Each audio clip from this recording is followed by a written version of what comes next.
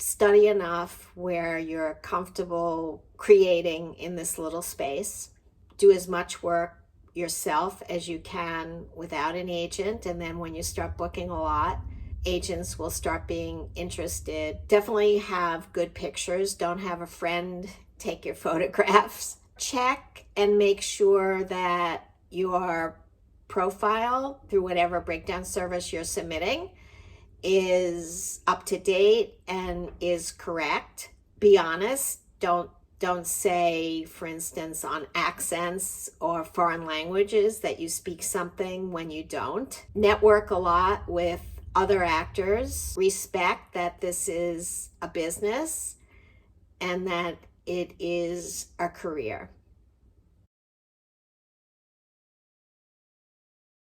I remember once there were two guys sitting next to each other, and one of the actors came up to me and said, I'm dressed all wrong for this. And I said, what do you mean? Well, he's in a suit and I'm not. Like, should I leave? Like, I'm not even dressed right for this. And I said, well, no, actually the other one is not dressed right and you're dressed the way that we put out the breakdown.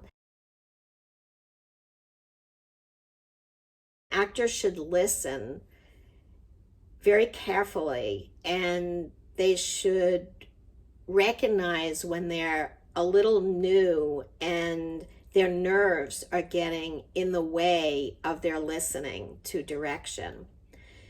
So an actor has to get to a point where they can really listen to direction and then go with it, and not start asking a lot of questions out of nerves or just to be needy. Every human being is unique. In fact, it drives me crazy when an agent says to an actor, I already have your type. I mean, every human being has little nuances that are unique. So the actor who, let's speak commercially, on camera, who can, in that little bit of time and space, really open up and reveal what's going on in themselves. It's a very relaxed kind of audition. It's kind of like the exercise in acting, the gibberish exercise, where you have to show up as someone specific and kind of the words are secondary. So who the actor is saying what they're saying is actually more important than the words. The words are written and the words are taken care of already by the creatives.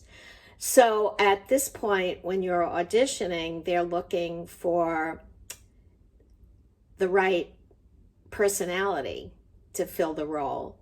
So to be able to say commercial copy that is not very natural and make it very natural, and being very natural is something like little nuances of who you are and the way that you say it is really most important, and that makes a really good audition.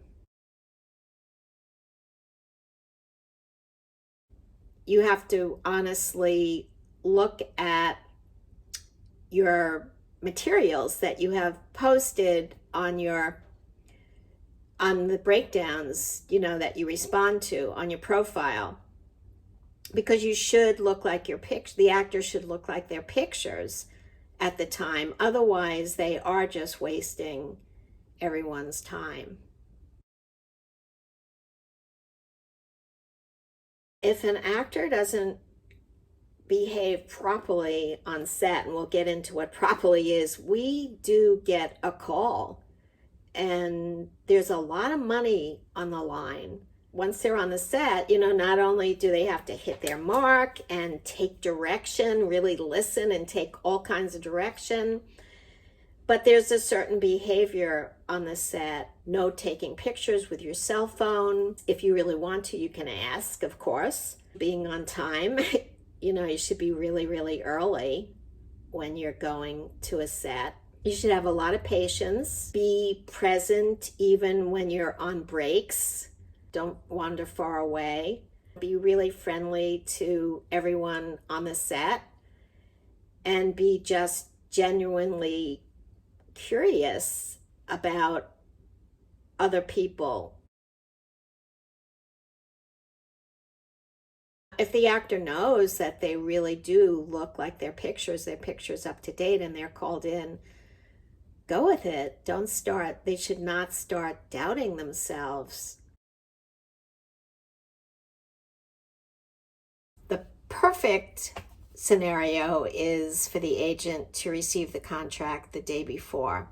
A lot of actors who might be watching this don't have agents, and they are given the contract the morning of, and they see a change. If they're even smart enough, first let me say the actor has to be smart enough to look at the contract, and if they see that there's a change, if they have an agent, they have to call their agent, because the last thing an actor wants to do or should be doing is squabbling over something that's changed in a contract. When it's non-union, and you don't have an agent and the actor is looking at it themselves, it's really a very uncomfortable situation for the actor. It gets really, really messy, and they'll strong arm the actor and make the actor, on a non-union, they could definitely make the actor feel like it's not their place to do this, and they're on set and they're there to work on set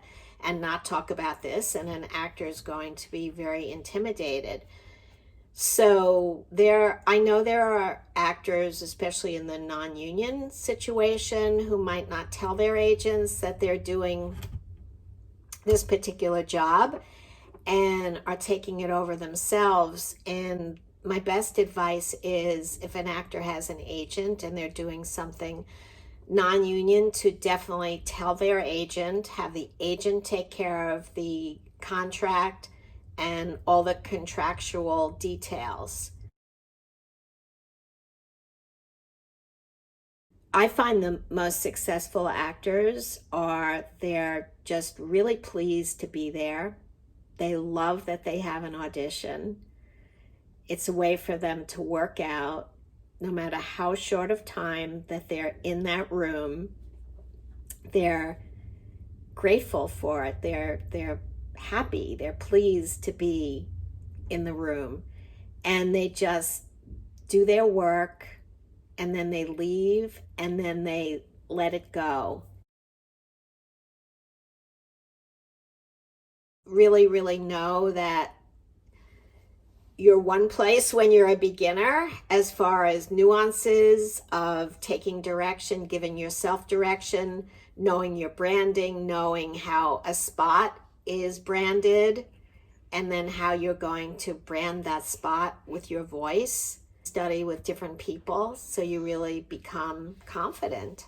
Don't make a reel before it's time, because you'll be wasting your money.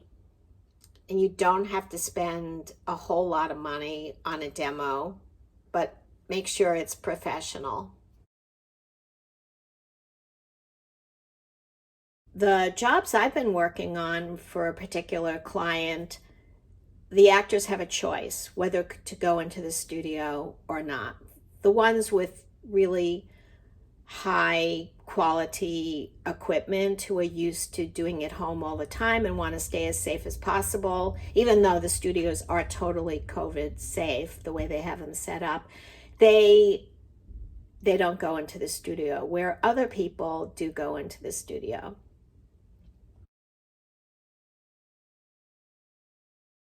Voiceover actors who are competing should have pretty good equipment, but really they can get a mic for a couple of $100s and just soundproof around themselves. So it's really not an expensive proposition, as long as the sound doesn't bounce.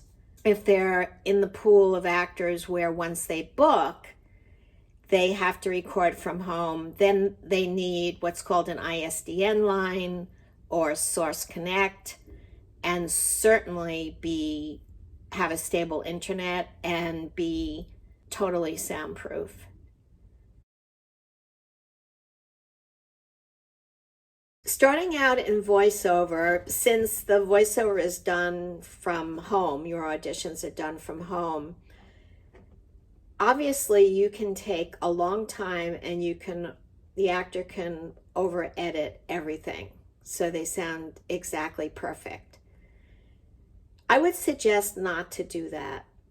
To send it in, maybe you have to edit it a little bit, but send it in pretty raw.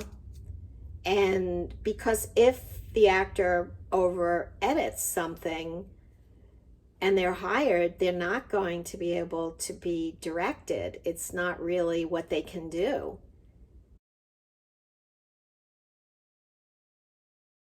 I had one job, I remember it was real people, and they had to own and drive a certain truck. And the truck had to be a certain size and a certain weight.